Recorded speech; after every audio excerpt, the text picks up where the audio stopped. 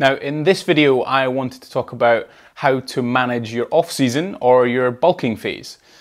Now, transitioning into this bulking phase of trying to gain lean muscle tissue can be reasonably difficult in the sense that you'll have to probably come out of the great shape that you were in when you came out of your cut. Now, there's a few ways to manage this. During a cut, I ask all clients, or even myself, to track 7 days a week and everything that you eat. This helps us become more measurable. It helps us manage the food intake that you have to be able to adjust appropriately for your fat loss. But when it comes to bulking, you don't necessarily need to be as stringent with your tracking. What I would suggest is to track 4 or 5 days out of the week, typically the days that you would work, which would mean that you can manage your intake, you can find out the numbers that are working for you to gain steady weight increases, and then don't track for 2 days. So just kind of eat like a normal diet, like a normal person, again with plenty amounts of your fresh vegetables, your lean protein sources, your varieties of carbohydrates and your fats. Now, another point I'd want to make is to how long you would actually bulk for in relation to how long you'd cut for. Now, recently in Alan Allergan conference, which was last year, there's another one again later this year, he talked about using 6-month bulking phases to 4-week cutting phases.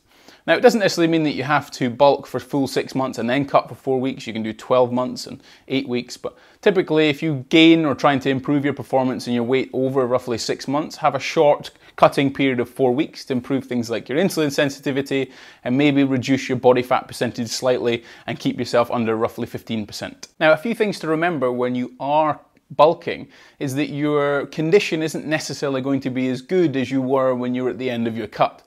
This is something you're going to probably have to sacrifice somewhat. Some things to remember is that if you're under roughly 15%, roughly 15 to 12%, you are athletic in terms of your body fat percentage. You're perfectly healthy being sub 20, sub 18%. So, maybe you won't be ripped as you were when you were certainly cutting, but it doesn't necessarily mean that you're unhealthy. Another thing to mention is probably how to maintain or keep motivated.